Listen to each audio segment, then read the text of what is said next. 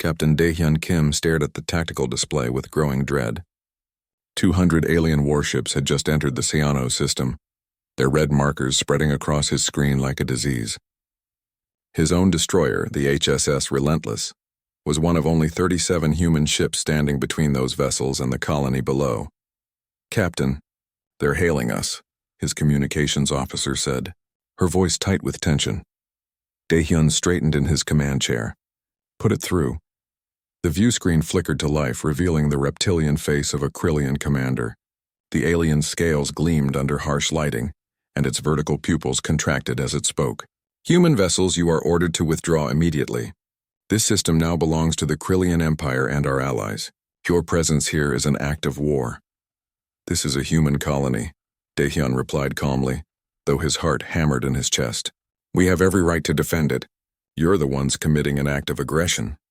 The Krillian's mouth twisted into what might have been a smile. "You have 1 hour to retreat. After that, we will consider any remaining human ships as hostile targets." The transmission cut off. Daehyun immediately opened a channel to Admiral Jiwoo Park, the fleet commander. Her face appeared on his screen, looking as tired as he felt. They had been on high alert for 3 days, ever since intelligence reported the alien fleet was forming up. "They gave us an ultimatum," Daehyun said. "I heard," Jiwoo replied. "All ships received the same message. I'm transmitting new orders now. We hold this line. Earth Command is clear on this. We don't abandon our people. Admiral, they outnumber us 5-1. "I know the math, Captain." Jiwoo's expression softened slightly. "But if we run now, they'll know they can push us around anywhere. This is where we make our stand." The channel closed. Daehyun took a deep breath and addressed his crew. "All hands, battle stations. Power up weapon systems and shields. This is not a drill." The bridge erupted into controlled chaos as his crew rushed to their posts. The Relentless was a destroyer, built for speed and firepower, but she was only 300 meters long. The Krillian cruisers on his display were twice that size. 58 minutes later, the alien fleet began its advance. "They're spreading out," his tactical officer reported, "trying to surround us." "Don't let them," Admiral Jiwoo's voice came through the fleet channel. "All ships formation Delta 7. We're going to hit their left flank hard and fast." The human fleet moved as one, 37 ships accelerating toward a weak point in the alien formation. It was a risky move, but Admiral Jiwoo was betting that the aliens would be overconfident, expecting the humans to stay defensive. She was right. The alien fleet was slow to react, and the human ships tore into their left wing before they could properly respond. Daehyun watched as the Relentless's railguns hammered an alien frigate, punching through its shields and ripping holes in its hull. "Target destroyed," his weapons officer called out, but the victory was short-lived. The alien fleet was simply too large. They absorbed the attack and began to surround the human formation. Energy beams and plasma bolts filled the space around the Relentless. Daehyun gripped his armrests as his ship shook from repeated impacts. "Shields at 60%, someone shouted. "Return fire on all targets," Daehyun ordered, "and get me a firing solution on that cruiser to our starboard." The battle became a blur of orders, explosions, and desperate maneuvers. The human ships fought like cornered wolves, using every trick they knew. They released drone swarms that confused alien sensors. They used the gravity of nearby planets to slingshot around and attack from unexpected angles. They coordinated their fire to overwhelm individual targets. For 3 days they held the line. But the cost was terrible. Daehyun watched helplessly as human ships vanished from his display one by one. The destroyer Valiant exploded after taking a direct hit to its reactor. The frigate Dawnbreaker broke apart under sustained fire from 3 alien cruisers. 15 human ships were gone, their crews lost to the void. The Relentless herself was badly damaged. Hull breaches had been sealed, but his shield generators were running at 30% capacity. Half his weapons were offline. His crew was exhausted, running on stimulants and sheer willpower. "Captain, we can't take much more," his first officer said quietly. Daehyun knew he was right. He opened a channel to Admiral Jiwoo. "Admiral, the Relentless is at 20% combat effectiveness, requesting permission to fall back and regroup." There was a long pause before Jiwoo replied. Her face on the screen looked haunted, aged 10 years in 3 days. "Granted, Captain. Pull back to Rally Point Gamma. All damaged ships fall back for repairs." As the Relentless limped away from the battle, Daehyun looked at the tactical display one last time. The human fleet was down to 19 operational ships. The aliens had lost 40 vessels, but they still had over 160 ships remaining. The math was simple and brutal. Humanity was losing. On the bridge of her flagship, the cruiser Defiant, Admiral Ji-woo Park stared at the same numbers. She had been a fleet commander for 12 years, fought in a dozen smaller engagements, but nothing like this. This was a real war, and she was watching her fleet die. Her communications officer approached hesitantly. Admiral, we're receiving a priority transmission from Earth Command. Eyes only. Ji-woo took the datapad and entered her authorization codes. The message was short, just a single word followed by a timestamp. The word made her heart skip a beat. Incoming. She read the timestamp. 26 hours. Whatever was coming would arrive in just over a day, ma'am. Her first officer asked, noticing her expression. Ji-woo allowed herself a small smile, the first in 3 days. Get me a tactical analysis of the alien fleet's current position. I need them concentrated in a specific area in the next 24 hours. Admiral, we don't have the ships to push them anywhere. We don't need to push them, Ji-woo said, her mind already working on a plan. We just need to make them chase us in the right direction. Prepare a fighting withdrawal toward the Helios Nebula. Make it look like we're running scared. Her officers exchanged confused glances but began implementing her orders. Ji-woo returned her gaze to the tactical display, watching the red markers of the alien fleet. They thought they had won. They thought humanity was broken. They had no idea what was coming. And honestly, neither did Ji-woo, not really. She had heard rumors about a secret project, whispers and classified briefings about something big being built in the outer system. But she had never seen it, never been told the details. All she knew was that single word, incoming. It would have to be enough. 20 years ago, humanity's first deep space colony ship encountered something terrifying. The vessel was attacked by unknown hostile forces at the edge of explored space. Only 3 crew members survived to tell the tale. The attack had been brutal and unprovoked, a clear message that humanity was not alone in the universe and not everyone out there was friendly. That incident changed everything. When humanity made official contact with the Galactic Council 2 years later, the government leaders knew one thing for certain: they needed protection. Not just a fleet of small ships, but something that could stand against any threat. Something that would make enemies think twice before attacking. The project was called Indomitable, and it was built in complete secrecy. In the shadow of Jupiter's moon Ganymede, hidden from prying eyes and sensors, the largest warship humanity had ever conceived slowly took shape. 5 kilometers of reinforced hull, experimental weapons, and systems that pushed the boundaries of known physics. The construction took 18 years and consumed resources from a dozen colonies. Only the highest levels of government knew about it. Captain Min-ho Lee stood on the bridge of that warship now, watching the final jump point calculations appear on his screen. He was a quiet man, 52 years old, with gray starting to show in his dark hair. He had commanded destroyers and cruisers before, but nothing had prepared him for this. The Indomitable was not just a ship. It was a statement. "Jump in 30 seconds, Captain," his navigation officer announced. Min-ho nodded. Around him, the bridge crew worked at their stations with practiced efficiency. 12,000 people served aboard this vessel, all hand-picked, all knowing that they were part of something unprecedented. They had trained for 2 years, running simulations and drills, preparing for a day they all hoped would never come. That day had arrived, Captain. Receiving updated tactical data from Admiral Park's fleet, Commander Yuna Song said from the tactical station. She was younger than Min-ho, sharp-minded and calm under pressure. "Looks bad, sir. They're down to 19 ships. How many enemy vessels?" "Over 160. The bridge fell silent for a moment. Everyone knew what those numbers meant. Min-ho straightened in his command chair. "Then we better not waste any time. Navigation, execute the jump." Space twisted around the Indomitable as it entered the jump point. For most ships, jumping between star systems was a routine procedure. For a vessel this size with this much mass, it required careful calculation and enormous energy. The experimental antimatter reactor deep in the ship's core provided that energy and more. Down in engineering, Tae-jin Bae watched his screens with intense focus. As chief engineer, he had helped design many of the Indomitable's systems. He knew every pipe, every power conduit, every backup system. The reactor was his baby, a marvel of engineering that produced more power than some planets used. It was also temperamental and potentially dangerous if not carefully managed. Reactor output holding steady, one of his technicians reported. Jump complete in 5, 4, 3, 2, 1.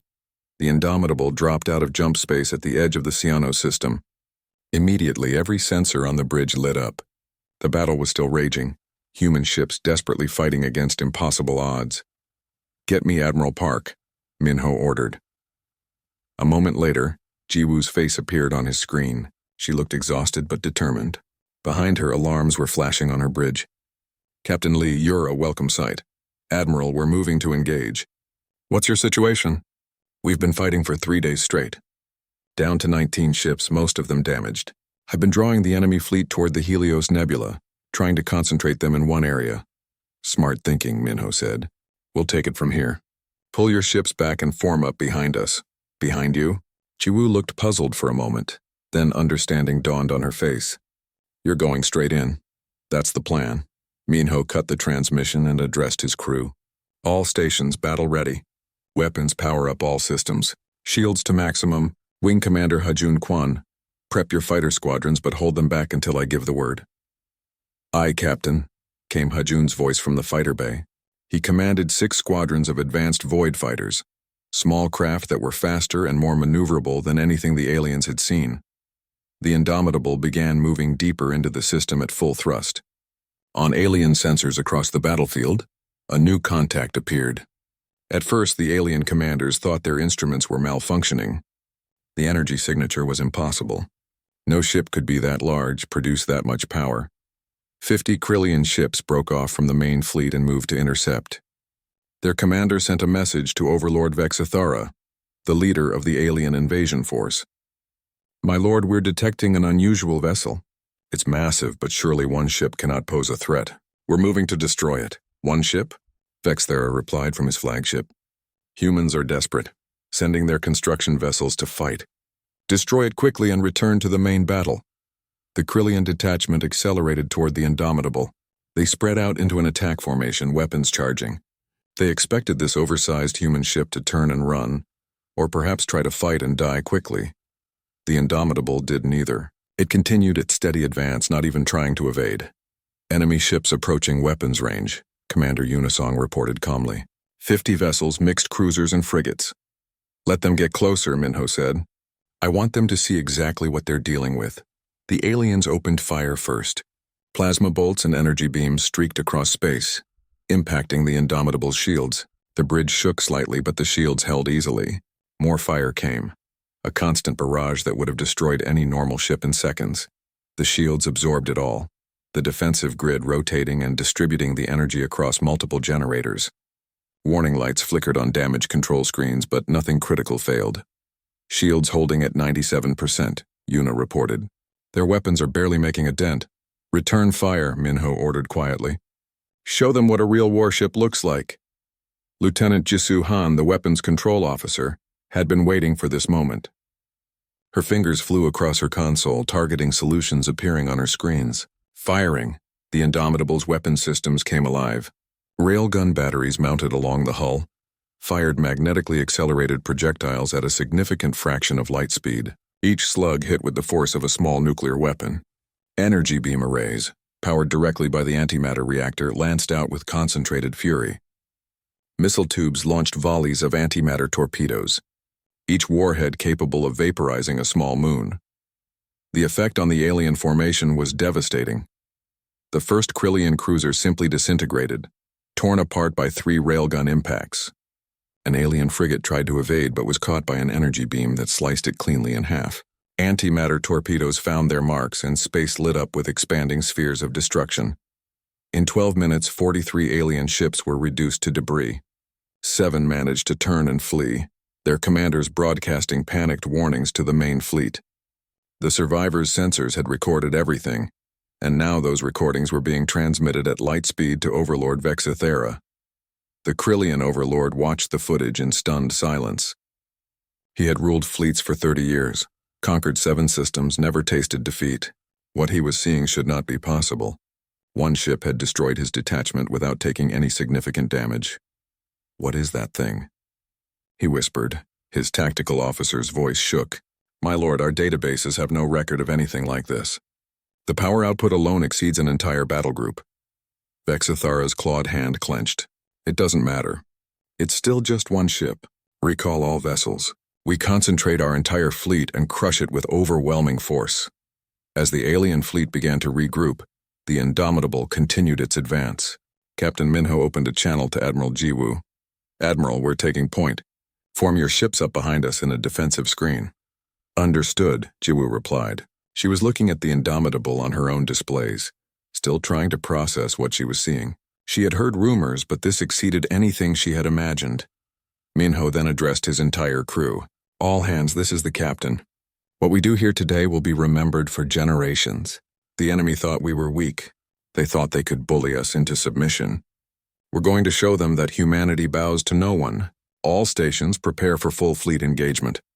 In the fighter bay, Wing Commander Ha-Jun checked his flight suit one more time. His pilots were strapped into their fighters, ready to launch at a moment's notice. In engineering, Taejin monitored the reactor, making minute adjustments to keep everything balanced. Throughout the ship, 12,000 people prepared themselves for the fight of their lives. On the main view screen, the alien fleet appeared as a wall of red markers, over 160 ships moving into attack formation.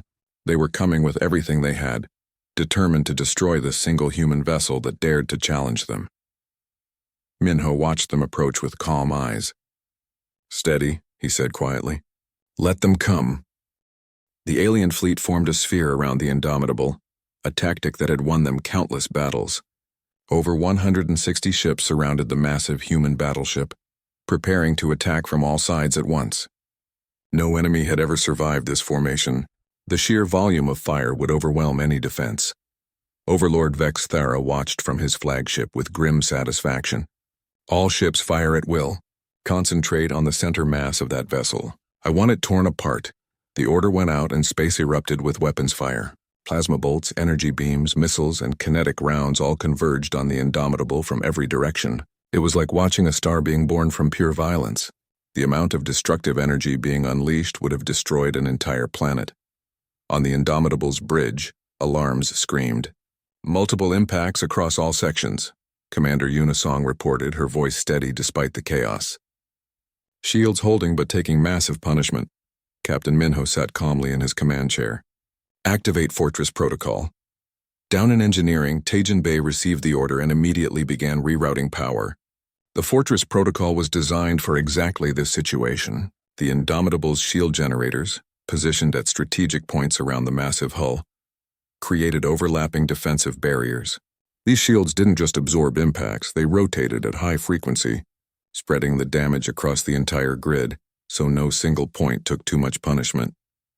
At the same time, the battleship itself began to rotate along its central axis. Fresh armor plating continuously moved to face the heaviest fire, ensuring that damaged sections got time to cool down while reinforced sections took the hits. It was like a fortress that could move and adapt.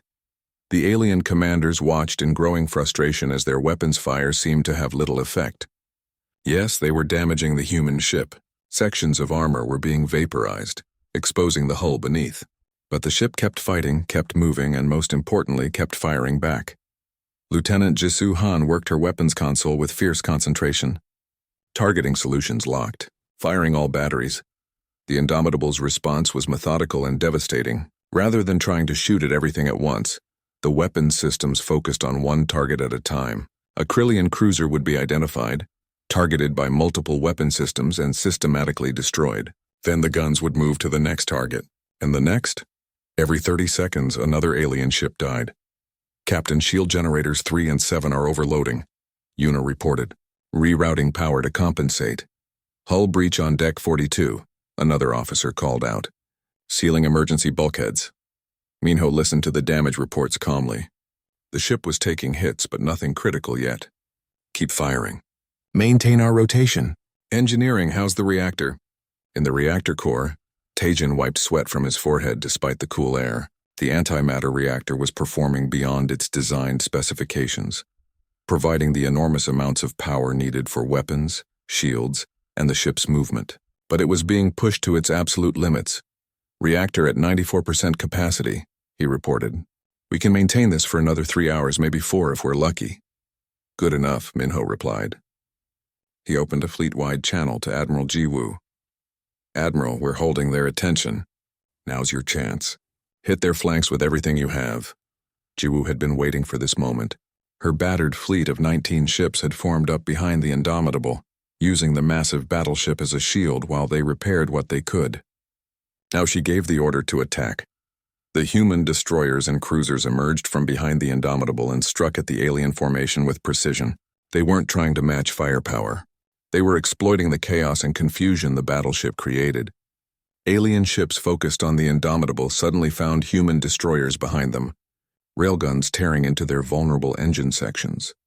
Captain Daehyun Kim, commanding the damage but still fighting relentless, led his squadron in a knife-fighting attack run. All weapons fire on that frigate, then break left and regroup. The coordinated human attacks added to the carnage. Alien ships were dying faster now, caught between the Indomitable's overwhelming firepower and the hit-and-run attacks of the smaller human vessels. But the cost was mounting on both sides. The Indomitable's hull now showed serious damage. An entire section of armor had been blown away, exposing internal decks to space.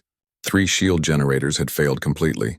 Fires burned in several compartments contained by emergency crews but still dangerous.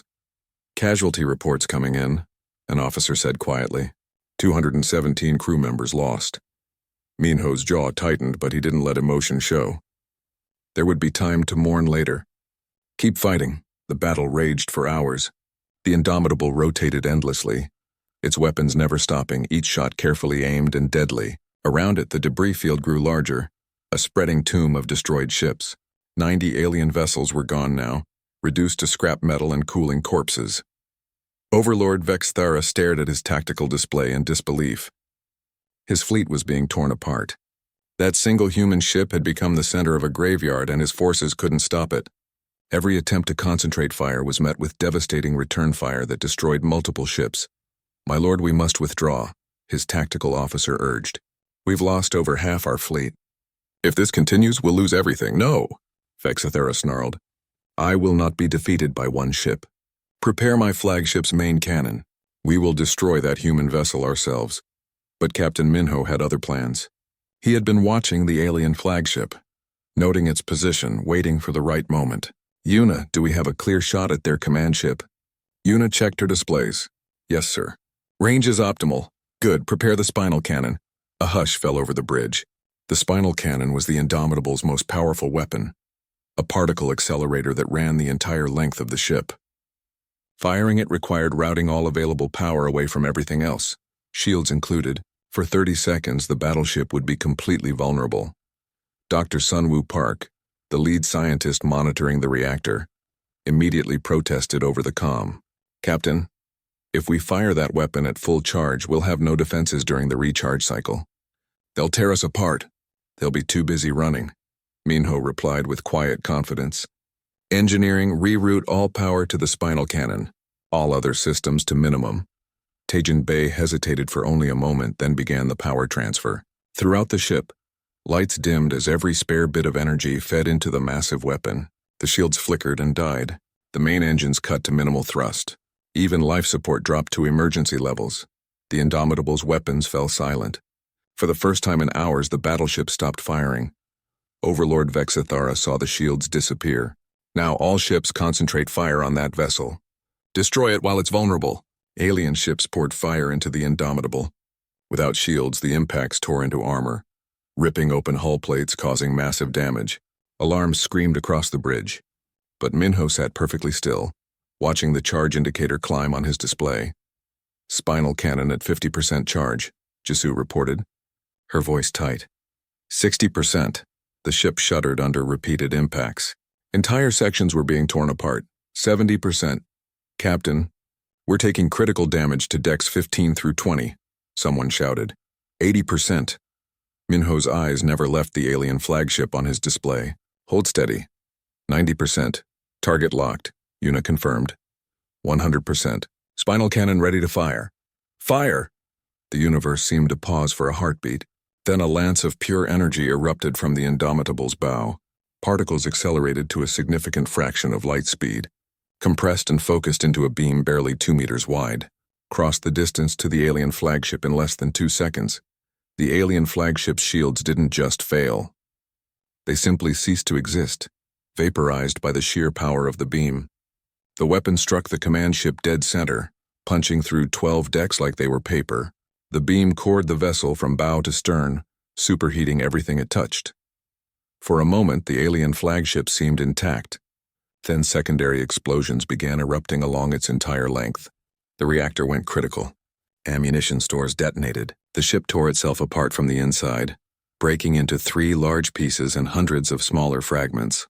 Overlord Vexithara's escape pod ejected just seconds before his flagship disintegrated. He watched in horror as his command ship became an expanding cloud of debris. Silence fell across the battlefield. Every ship, human and alien alike, stopped firing. They all stared at where the mighty flagship had been just moments before. Minho let the silence stretch for 10 seconds. Then he opened a channel to the entire alien fleet. His voice was calm, carrying no triumph or anger, just absolute certainty. "This is Captain Minho Lee of the human battleship Indomitable. You came to our system. You attacked our people. You threatened our colonies. This is the result. Leave now or share your commander's fate." For a long moment, nothing happened. Then one alien ship turned and began accelerating away from the battle. Then another. Then 10 more. Within minutes, the entire alien fleet was retreating, abandoning their positions, fleeing the system as fast as their engines could carry them. "Captain." The medical bay aboard the Indomitable was chaos. Dr. Yoonji Shin moved from bed to bed, treating burns, broken bones, and radiation exposure. The wounded kept coming, brought in by emergency teams from the damaged sections of the ship. She had been working for 6 hours straight without rest, and there were still dozens of patients waiting. "Doctor, we need you on table 3, a nurse called out. "Head trauma, critical." Yoonji rushed over, her hands already reaching for instruments. She had trained for this, but nothing truly prepared someone for the reality of battlefield medicine. Around her, other doctors and nurses worked with the same desperate focus, trying to save lives while the ship's repair crews worked to save the ship itself. Captain Minho Lee walked through the medical bay slowly, stopping at each bed to speak with the wounded. He knew many of them by name, had shared meals with them in the crew mess, had trained with them during endless drills. Now they lay injured because he had brought them into battle. "Captain," a young technician said from one of the beds. Her left arm was in a regeneration sleeve and burns covered the right side of her face. "Did we win?" "Yes," Minho replied quietly. "The enemy fleet has retreated. You all fought bravely." "Good," she said, then closed her eyes, exhausted. Minho continued his walk, speaking to each crew member, thanking them personally. When he reached the morgue, he stopped. 416 names were listed on the display outside. 416 people who would never see Earth again, never hug their families, never grow old. Commander Yuna Song found him there, standing silently in the corridor. "Captain, the Galactic Council has called an emergency session. Ambassador Hyejin is asking if you can provide a statement." "Later," Minho said. "First, I need to write letters to 416 families." Yuna nodded, understanding. "Sir, if it helps, they didn't die for nothing. We saved the colony. 300,000 people down on Seonho Station are alive because of what we did." "I know," Minho replied, "but their families will still have empty chairs at dinner tonight." Across the system, on the damaged cruiser Defiant, Admiral Jiwoo Park was conducting her own assessment. Her fleet had started with 37 ships. Now 29 remained, and of those only 15 were combat-ready. The others would need weeks or months of repairs, but they were alive. Against impossible odds, they had survived and won. Her tactical officer approached with a data pad. "Admiral, final count on enemy losses. They came in with 203 ships. Only 71 made it out of the system." Jiwoo took the pad and studied the numbers. 132 alien ships destroyed. In any other battle, those would be catastrophic losses for humanity. But the Indomitable had changed the equation. One ship had absorbed the attention of an entire fleet and carved through them like a knife through paper. "What about the Indomitable's status?" she asked. "Still compiling damage reports, but it's extensive. Major hull breaches in 17 sections. 3 shield generators completely destroyed. Reactor operating at reduced capacity. Captain Lee estimates they need to return to Earth for proper repairs." Jiwoo nodded slowly. The battleship had taken a beating, but it had done exactly what it was designed to do. It had stood against overwhelming force and refused to break. She opened a secure channel to Earth Command, her report already composed in her mind. They would want to know everything, and she would tell them. But she would also recommend something controversial. This battle had proven that the Indomitable worked, but relying on a single ship was dangerous. They needed more. Not necessarily more battleships, but a new class of capital ships that could anchor a fleet the way the Indomitable had.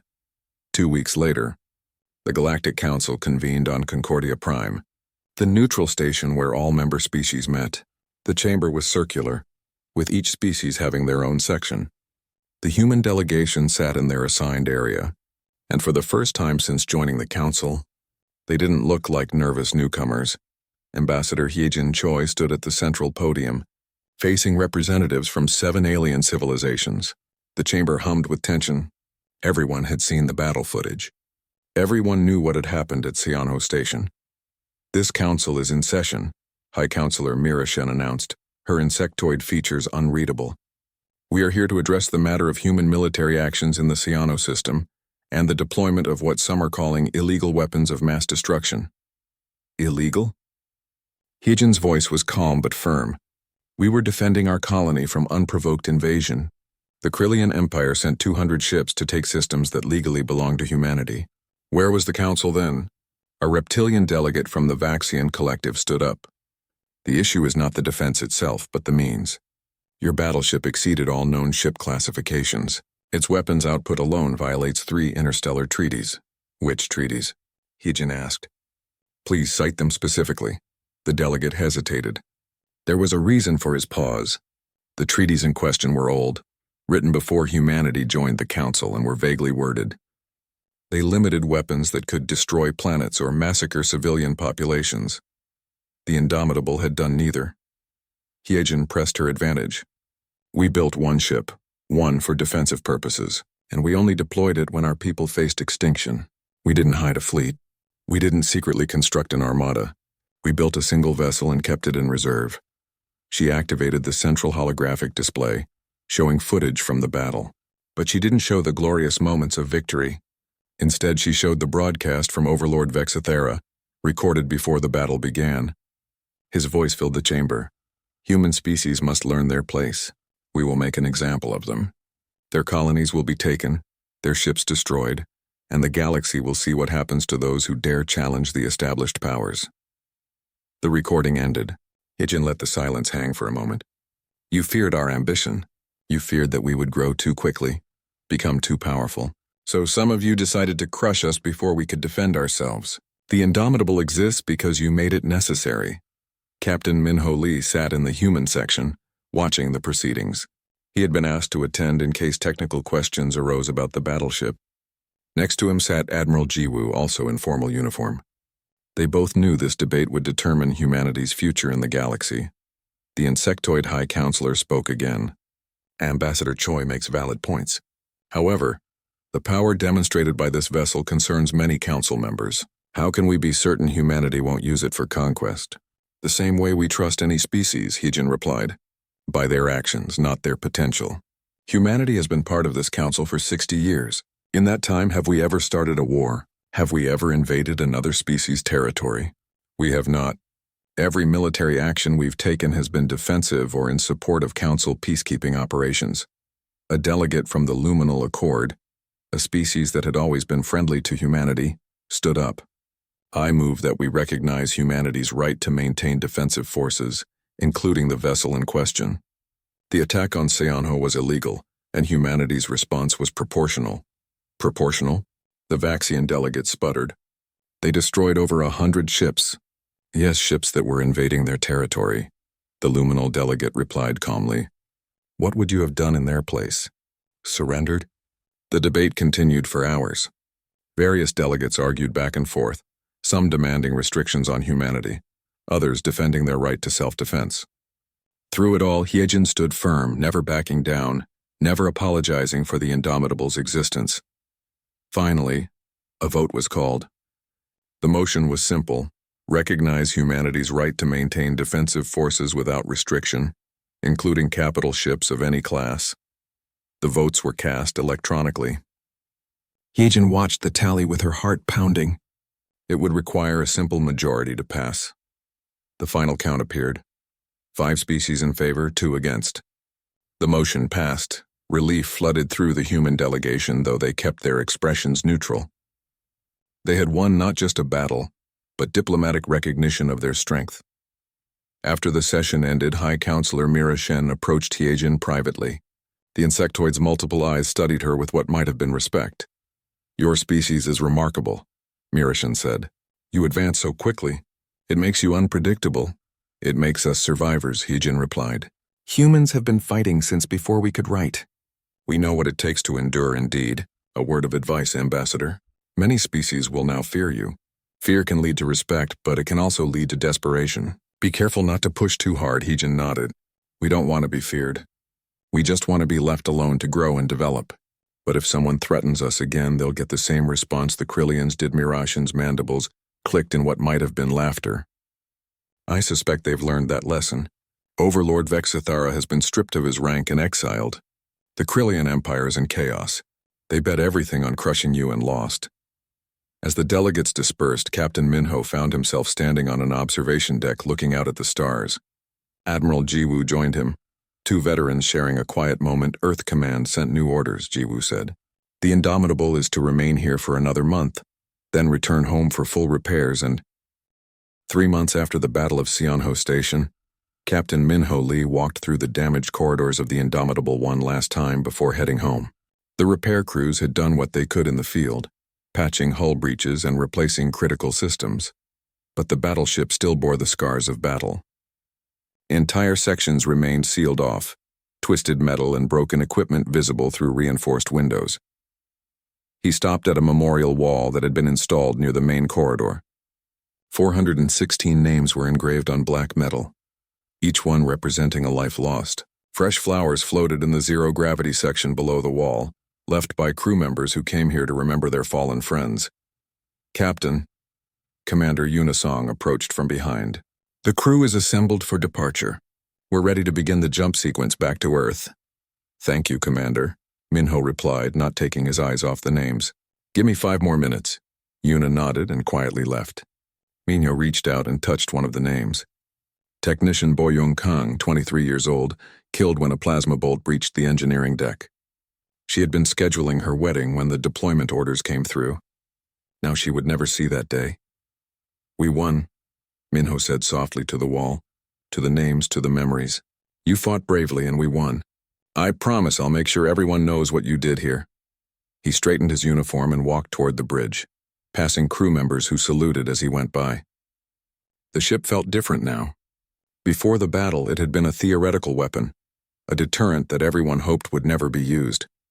Now it was a proven warship, a vessel that had stood against impossible odds and survived. But that survival had cost them dearly. On the bridge, the crew worked quietly at their stations. The atmosphere was professional but subdued. They had all changed during the battle, grown harder and more serious. "War did that to people?" "Captain on the bridge," someone announced. Minho took his command chair. "Status report." "All systems green for jump," the navigation officer reported. "Course plotted for Earth via 3 jump points. Estimated travel time 72 hours. "Very well. Take us home." The Indomitable's engines powered up and space twisted around the massive vessel as it entered the first jump point. In seconds, the Seonho system vanished behind them. On Earth, preparations were already underway for the battleship's return. The secret construction yards near Ganymede were being expanded. New designs were being drawn up, incorporating everything learned from the battle. And in classified meetings held in secure bunkers, government leaders debated humanity's next moves. Admiral Jiwoo Park attended one such meeting via secure holographic link. She stood in a virtual conference room surrounded by the heads of Earth's military and civilian leadership. Fleet Admiral Kang Min-cho, the overall commander of humanity's military forces, addressed the group. "The Indomitable proved its worth, but we all know we can't rely on a single ship," he said. "Admiral Park, you submitted a proposal for a new fleet doctrine. Please summarize." Jiwoo activated a holographic display showing various ship designs. "The Indomitable is a fortress, but it's slow and requires an entire fleet's worth of resources to operate. I propose we develop a new class of capital ship, smaller than the Indomitable but still powerful enough to anchor a fleet. Call them battle cruisers. We build 6 of them over the next 10 years, each commanding a battle group. And the Indomitable, someone asked, becomes our strategic reserve, the ship we deploy only when facing an existential threat. Its very existence will deter aggression, but we don't depend on it for everyday defense. Fleet Admiral Kangman nodded thoughtfully.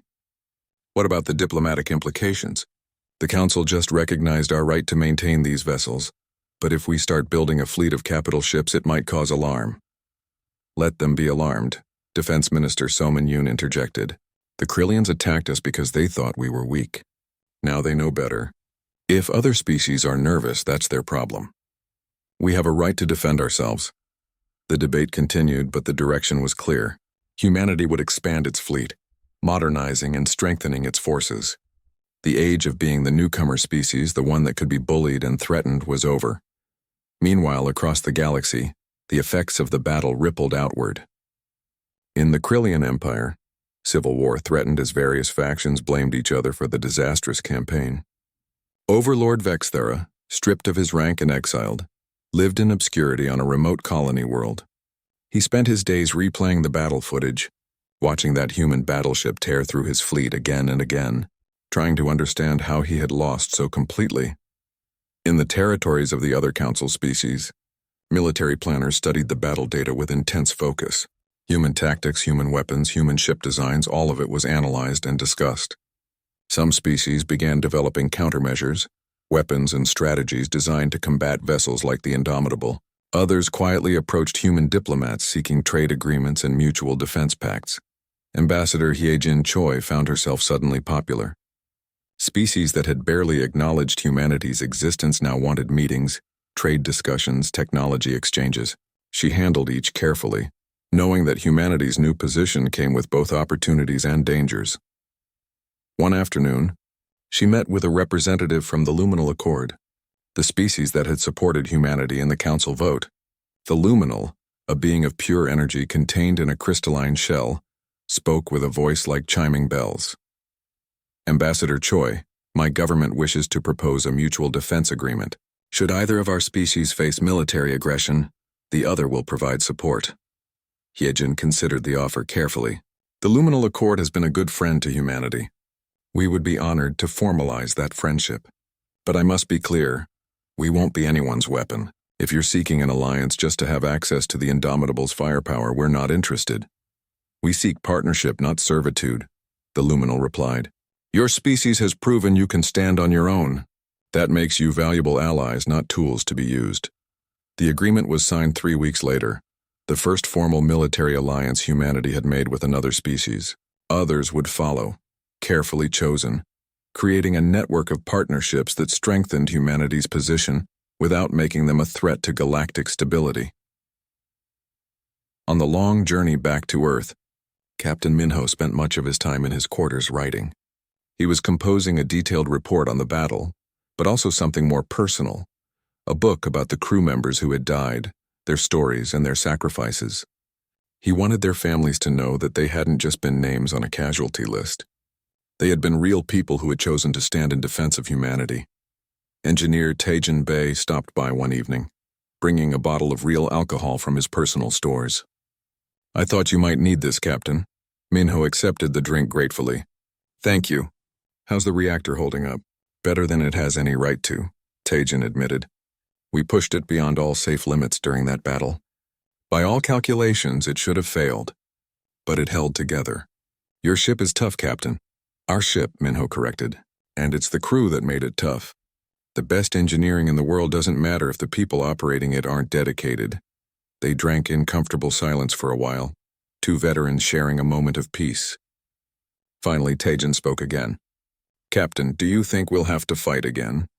Like that? I hope not, Minho replied honestly. But if we do, we'll be ready. That's all we can do. Stay ready, stay vigilant, and hope that our strength deters those who would harm us. When the Indomitable finally emerged from the last jump point and Earth appeared on the view screens, the entire crew gathered to watch. It had been over a year since many of them had seen their home world. Now they returned as heroes. though that word felt too simple for what they had experienced. Space around Earth orbit was crowded with ships. Destroyers, cruisers, frigates, and support vessels all maneuvered to make way for the massive battleship. Communications channels filled with congratulations and welcomes. News drones swarmed around, broadcasting images of the returning vessel to the entire planet. But Minho noticed something else. In the construction yards near Ganymede, work had begun on 2 new hulls. They were smaller than the Indomitable, perhaps 2 kilometers long, but they shared similar design principles. The first of the new battle cruisers were already taking shape. "It's really happening," Yuna said quietly, watching the same feeds. "We're building a real fleet." "Yes," Minho agreed. "The Indomitable won't be alone anymore. In a few years, humanity will have capital ships stationed across all our territories. We'll be able to protect our people without relying on a single vessel." "Does that make you happy or sad?" Minho considered the question. "Both, I think. Happy that we're growing stronger, that my crew's sacrifice meant something, sad that it was necessary. I'd rather live in a galaxy where we didn't need weapons like this." "But we don't live in that galaxy," Yuna said. "No, we live in this one. So we adapt, we survive, and we make sure no one ever threatens our people again without facing consequences." The Indomitable took up position in orbit, and small transport ships began ferrying crew members down to the surface for leave and reunions with their families.